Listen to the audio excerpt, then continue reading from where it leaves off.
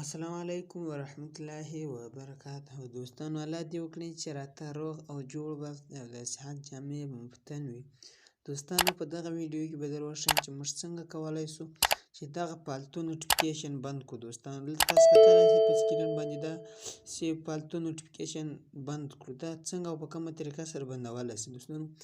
آیا دا په کومه طریقه خلاص شي؟ که چیرې تاسو نوی موبایل اخیستی وي، تاسو ډیټا خلاصه کړئ، خو تاسو ته به دغه نوټیفیکیشن ډېر زیات راځي. دوستانو تاسو کتلی شئ دا کله چې تاسو کروم براوزر کولاو کړئ، هلته تاسو غلط ویب سایټونه په خپله درکوي، تاسو هغه الاو کړئ دوستانو. نو بیا تاسو ته پته نه درکوي چې ماته دا کوم نوټیفیکیشن راځي، ډېر زیات به ورسره ستړي هم یاست. نو دا څنګه بندولی شو دوستانو؟ راځئ په ویډیو پیل کوو. زه د ویډیو په طرف ویډیو شروع کوو. دوستانو د ویډیو شروع کېدو نه مخکې که چیرې تاسو زموږ په چینل کې نوي یاست، ټیکنیکل زده کړې، رابسئ په دغه سبسکرایب بټن باندې به کلیک وکړئ. ښه بیا به راسئ په دغه ګنټې نښان باندې به کلیک وکړئ. بیا تاسو 3 ګنټې نښانونه درکړي، بیا په آل باندې کلیک وکړئ. ښه دوستانو بیا به راسئ په دغه لایک باندې به کلیک وکړئ. ښه دوستانو د دې لپاره به موږ راسو دغه نوټیفیکیشن به داسې کولاو کړو، یعنې داسې به ډیټا راکاش کړو. کله چې موږ داسې راکاش کړه، کولاو مو کړه، اوس موږ څنګه کولی شو چې د کروم براوزر چې کوم نوټیفیکیشن چې هغه بند کړو دوستانو. نو تاسو به ډېر زیات ورسره په تکلیف هم یاست، ځکه چې پالتو نوټیفیکیشن هېڅ فایده نه لري. راپسې په دې دغه به داسې 2-3 سکنډه کلیک ونیسئ. ښه دوستانو کله چې په دې باندې کلیک ونیسئ، اوس خاموش، یعنې دوم اپشن به پر وایي خاموش. دلته به بیا راسئ دوستانو په دې تله اپ په دې به کلیک وکړئ. ښه دوستانو په دې چې کله کلیک وکړو، اوس دلته به تاسو ته ګرد اپشنونه درکړي، تاسو داسې یو هم اف کولی شئ دوستانو. دلته دا ګرد په یوه کلیک سره څنګه کولی شئ بندولی شئ دوستانو. تاسو کتلی شئ چې اول اپشن چې دی هغه ګرده بندوي. بیا به راسئ په دغه اپلای باندې به کلیک وکړئ دوستانو. کله چې په دې باندې کلیک وکړئ، نوټیفیکیشن تاسو کتلی شئ ختم شوله. یوه دغه طریقه دوستانو.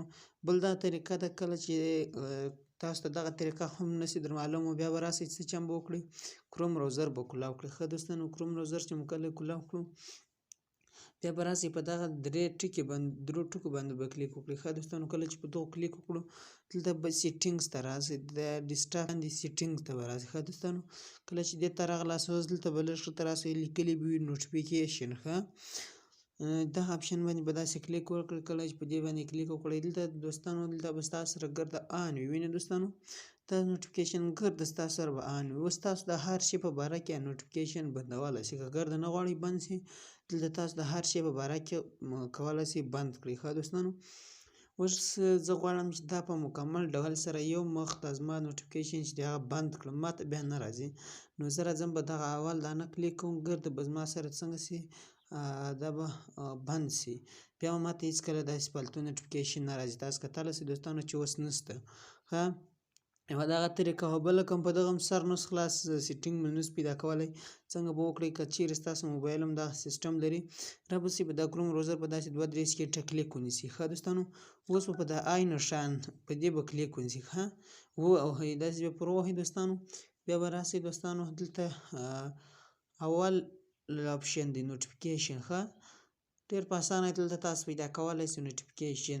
دا به څنګه کوئ؟ دا به داسې ستاسو سره آن وي، هغه طریقه ده، دا به آف کوئ. څنګه دوستانو دا در ګورو د اسانه طریقه ده. رابسئ دلته 2-3 سکنډه د کلیک ورباندې ونیسئ، د آی نښان باندې به کلیک وکړئ. ښه دلته که چیرې ستاسو سره آف وي، تاسو غواړئ خلاص کړئ، یعنې ستاسو سره بند وي، تاسو غواړئ خلاص کړئ، بیا به دا داسې کړئ. او که چیرې در سره بند وي، تاسو غواړئ خلاص کړئ، بیا به داسې کړئ. ښه دوستانو اوس ځو ګوګل ته. په ګوګل کې به هم دغه سیټینګ وکړو چې بیا هېڅکله څوک نشي او موږ ته هېڅ غلط نوټیفیکیشن نه راځي. دوستانو څنګه به وکړو؟ ګوګل به داسې کلیک ونیسو، بیا په آی نښان باندې کلیک وکړو، بیا به راسو دوم اپلیکیشن دی نوټیفیکیشن اپشن دی دوستانو. اوس دلته تاسو ته ګرده خلاصوي، بیا به راسو دا د اول دانه به څنګه کړو؟ دا به بند کړو. دا چې بند کړئ، بیا هېڅکله موږ ته غلط نوټیفیکیشن نشي راکړی. نو دوستانو دغه ویډیو ماته اجازت راکړئ د نورو ویډیوګانو پورې ما په خپلو نیکو دعاګانو کې مې یاد ساتئ. وسلام، د الله په امان.